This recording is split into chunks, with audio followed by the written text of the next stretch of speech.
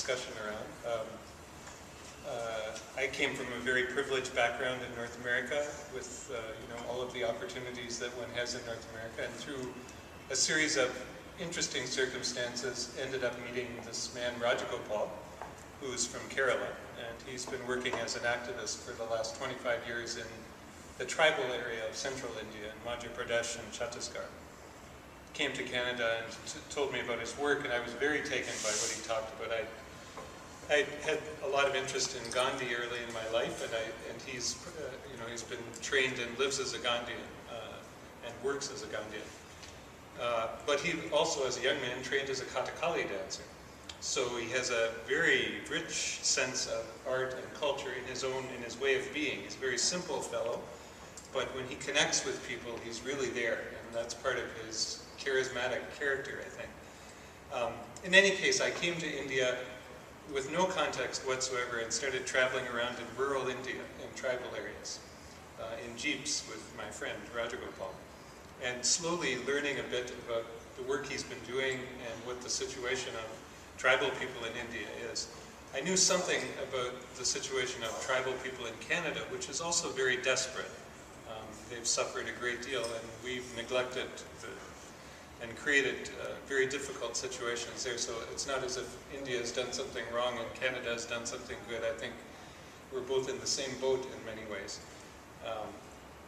But this had a very profound effect on me, to see how people live at a very simple level, very much like your friend here, in villages, but with a great deal of dignity and a great deal of wholesomeness in their life.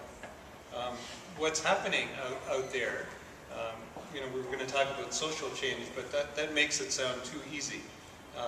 What's happening is, as Rajagopal says, what we call development is experienced in rural areas as dispossession and displacement. So their experience of what we have here in Delhi is just the opposite end. So people have lost their land, they're living in very desperate situations. People who lived by gathering leaves in the forest for generations are now shooed out of the forest and forced to live in little acres where they can't even grow food for themselves. And slowly, of course, they lose their culture through that process, and it's a very rich culture that they still have. The same thing is happening to Dalits, I suspect. I haven't seen as much of that situation.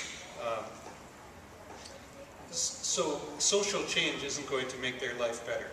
It's going to need something much more radical and much more serious. I mean, I think in one sense we have to look at the way we're living and ask, have we created a system which is exploiting people, with our desire for cars and factories and to be, the next China or whatever we desire to be. All of that is based on a lot of suffering in rural India.